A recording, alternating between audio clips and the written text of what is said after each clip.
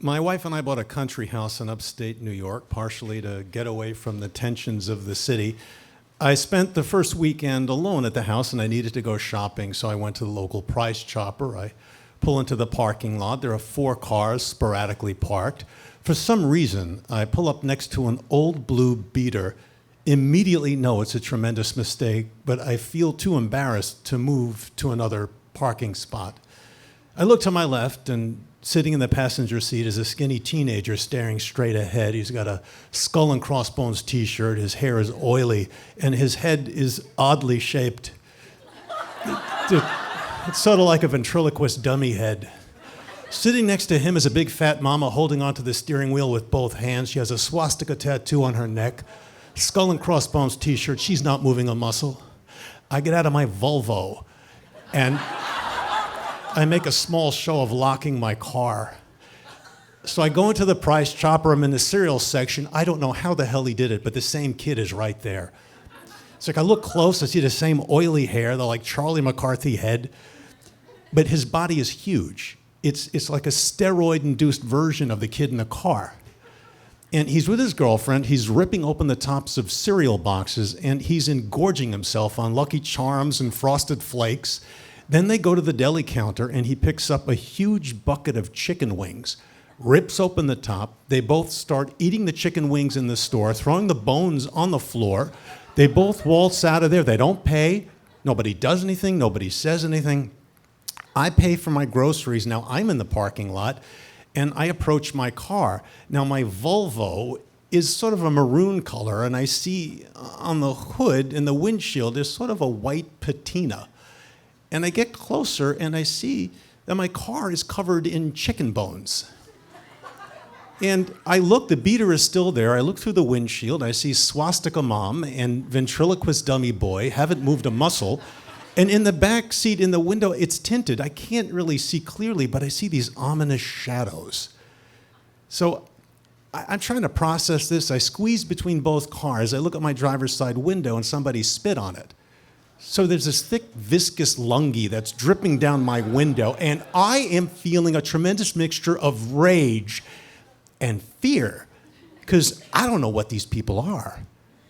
And I'm trying to figure out some response. When the car starts, they start to pull away like tourists. And I reach behind my windshield wiper, I pull out a little chicken bone, and I wave it at them, and I go, "Hey!" It's really effective. They drive away. I drive 4 blocks to my home, park in the driveway, and now I'm getting paranoid thinking they're locals. They're going to see my Volvo. They're going to come back tonight. They're going to rape me. They're going to kill me.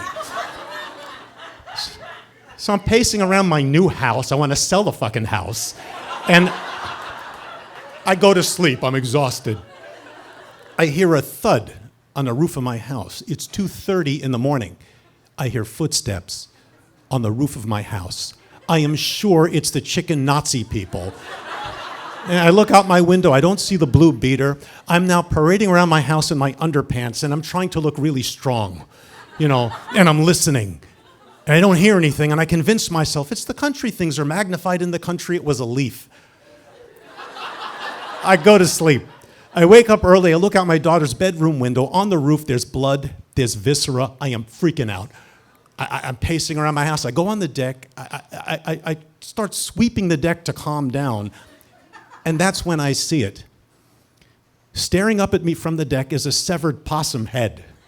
His eyes are wide open, its teeth are bared, and I flash to my 8th grade biology teacher who told us there are no straight lines in nature. This thing looks like it was cut with a laser beam. It's like The Godfather Part 4, Possum Head. I go running into the kitchen, I grab a pair of oven mitts, I find an empty cardboard box, I go back out onto the deck, I grab the broom, I actually close my eyes, and I make these like blind sweeping movements till I feel some tension on the broom. I sweep, the head is in the box, I'm now in my backyard, the box is over my head, I am running, screaming like an idiot toward the meadow where I fling it. And the head jettisons out of the box, and it rotates as it goes, and I see teeth and eyes and brain, and it disappears deep into the meadow. I'm pacing randomly around my backyard when my neighbor David pulls into his driveway. Now, I don't want to be the city boy, So I go over to David. Hi, David, I'm sure this happens all the time. I just discovered a severed possum head on my deck. He goes, ew. I go, what? He goes, I'd call the town council. I call the town council. Guy gets on the phone on a Saturday. And I said, I need to report I just discovered a severed possum head. I'm sure this is a frequent occurrence, but I discovered a severed possum head on my deck. Guy says, oh my God. I'm like, what? He goes, I'd call Dick Leggett. I go, who's Dick Leggett? He's the wildlife expert of Columbia County. I call Dick Leggett. He gets on the phone on a Saturday.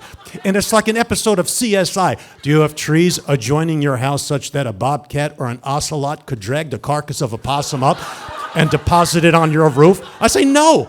He goes, it was an owl. I go, that's like a magic trick. How'd you do that? Well, an owl's flying overhead, drops the carcass of the possum, it lands on your roof. That woke you up. The owl's a very large bird, sounds like footsteps. Plus, things are magnified in the country. I'm like, that's what I thought.